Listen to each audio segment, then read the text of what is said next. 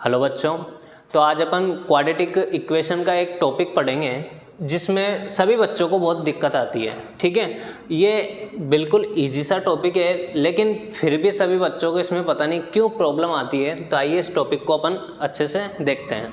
देखो, अपने पास quadratic equation का जनरल फॉर्म क्या होता है? अपने पास ax² + bx + c। ठीक है, इसके कुछ पर्टिकुलर केस हैं। ठीक है, कि आपसे बोल दिया जाए कि कोई क्वाड्रेटिक इक्वेशन है, ऐसी कंडीशन बताओ कि इसका एक रूट 0 पर हो और दूसरा फाइनाइट, या फिर दोनों के दोनों रूट 0 पर हो। ठीक है, तो ऐसी कंडीशंस के लिए क्या होगा? आपका जो क्वाड्रेटिक इक्वेशन है ax² + bx + c = 0। अब मैं बोलता हूँ आपको कि 1 रूट एट 0, एक रूट को मेरे को क्या करना है? इसका 0। इसका मतलब क्या है? अगर मैं जनरल फैक्टर से देखूं, एक रूट 0 और एक रूट इसका अल्फा मान लेता हूं मैं, तो कुछ ऐसी इक्वेशन बनेगी।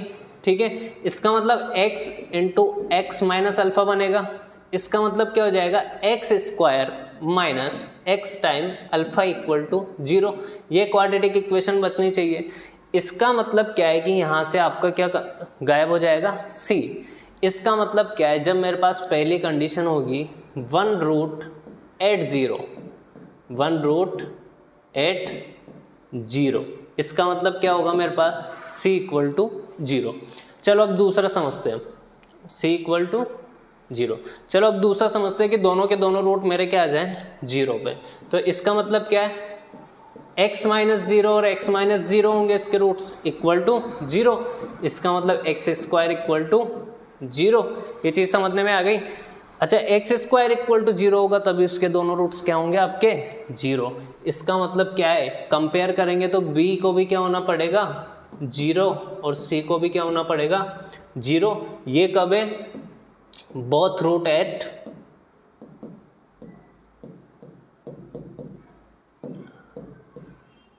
आगे यहाँ तक समझने में। चलो अब बात करते हैं अपन किसकी। ये तो सभी को जनरली आ जाता है, लेकिन अब अपन बात करते हैं कि अगर मैं इसके रूट्स को इन्फिनिटी पर पहुंचा दूं। क्या बोला मैंने? इसके रूट्स को मैं इन्फिनिटी पर पहुंचा दूं। इसका मतलब क्या है मेरा? कि अगर मैं इस इक्वेशन का रूट्स 0 आ रहे हैं, इस इक्वेशन में x की कुछ वैल्यू पुट करने पर ये 0 आ रहा है, और एक रूट को मैंने क्या कर दिया? इसका 0। तो मेरे को एक चीज़ बताओ, अगर मैं यहाँ इस इक्वेशन को रिप्लेस कर देता हूँ 1/x से। किससे रिप्लेस कर देता हूँ मैं? 1/x से। इसको तो साइड में रख देते हैं।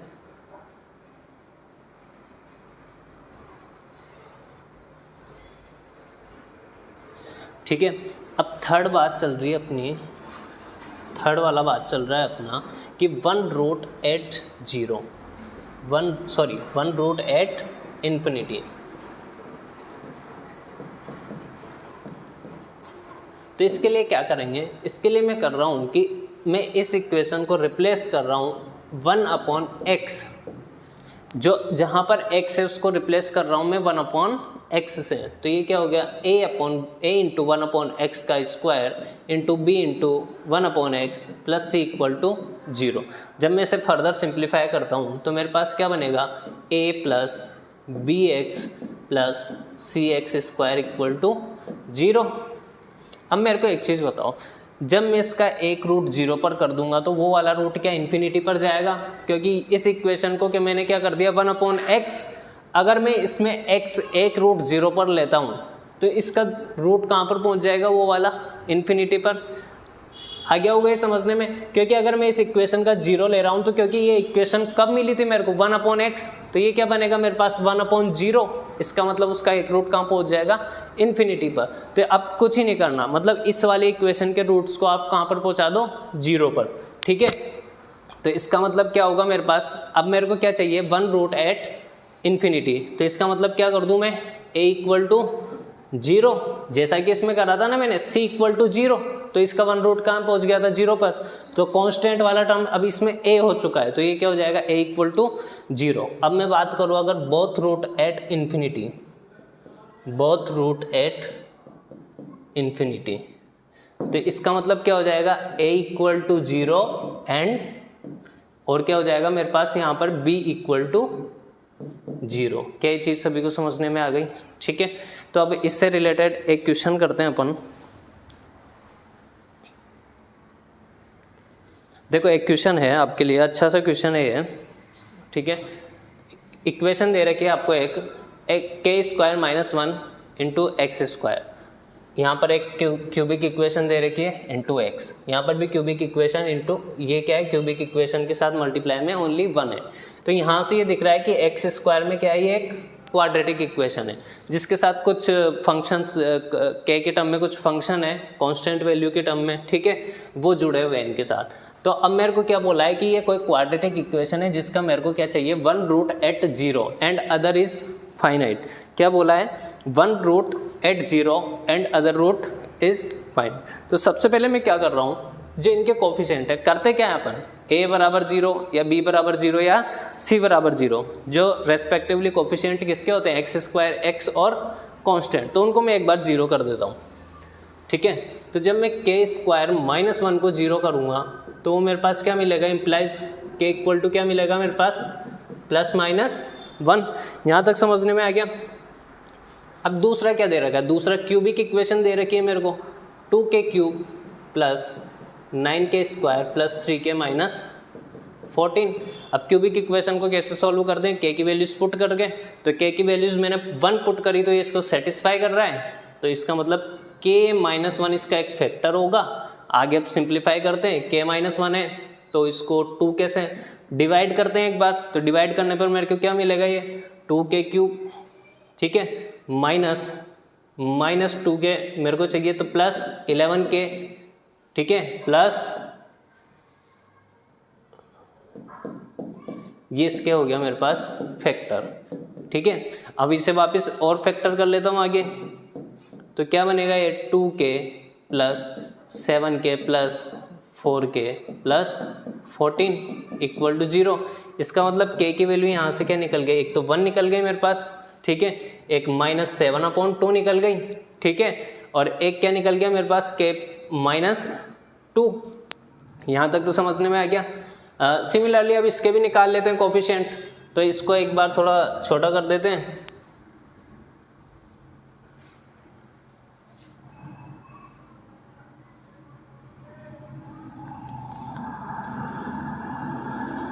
अब इस वाली इक्वेशन के रूट्स निकाल लेते हैं अपन, 2k cube plus 5k square minus 11k minus 14। ठीक है, तो अब मैं इसमें क्या रखूँ, k की वैल्यू -1 पुट करके रखता हूँ, तो ये सेटिस्फाई कर रहा है। इसका मतलब k प्लस 1 इसका क्या होगा, एक फैक्टर, तो इसको अब फैक्टर के बाद इसको डिवाइड करते हैं तो क्या मिलता है मेरे को, 2k स्क्वायर, ठीक है, ये कितना हो गया 2k स्क्वायर, तो प्लस 3k, ठीक है, माइनस 11 कितना हो गया। अब इसको फर्दर, तो 2k square plus 7k minus 4k minus 11, ठीक है, तो यहाँ से मेरे पास क्या हो गया, क्या गड़बड़ी कर दी यहाँ पर। ठीक है, चलो चेक करते हैं, k प्लस 1 आ गया, रूट इसका तो 2k स्क्वायर से मल्टीप्लाई करेंगे, 2k क्यूब मिल गया मेरे को। अब 2k स्क्वायर 5k चाहिए तो मेरे को किससे मल्टीप्लाई, 3k स्क्वायर से, ठीक है, तो प्लस 3k मिल रहा है मेरे को। यहाँ पर कितना मिल रहा है, तो सॉरी यहाँ पर कितना आएगा मेरे पास, -14, कितना आएगा -14। इसके फैक्टर करते हैं, k प्लस 1 2k प्लस 7 और k माइनस 2, इसके क्या हो गया फैक्टर। तो यहाँ से आपको k की वैल्यूज क्या क्या मिल गई, k इक्वल टू -1 -7/2 और 2। अब इनको एक थोड़ा सीक्वेंस में लिख लेते हैं। फर्स्ट बार a जनरली क्या होता है, ये a होता है आपका, तो इसको मैंने a से रिप्रेजेंट कर दिया, तो a इक्वल टू 0 करने पर मेरे को k की वैल्यूज क्या क्या आई, +1 और -1। b इक्वल टू 0 करने पर k की वैल्यूज क्या आई मेरे पास, b की वैल्यू k इक्वल टू क्या है मेरे पास, 1 -7/2 और -2। c इक्वल टू 0 करने पर क्या आया मेरे पास, k की वैल्यूज आई मेरे पास -1 -7/2 और 2। यहाँ पर इसकी क्या आई है, ये वैल्यूज आई है। ठीक है,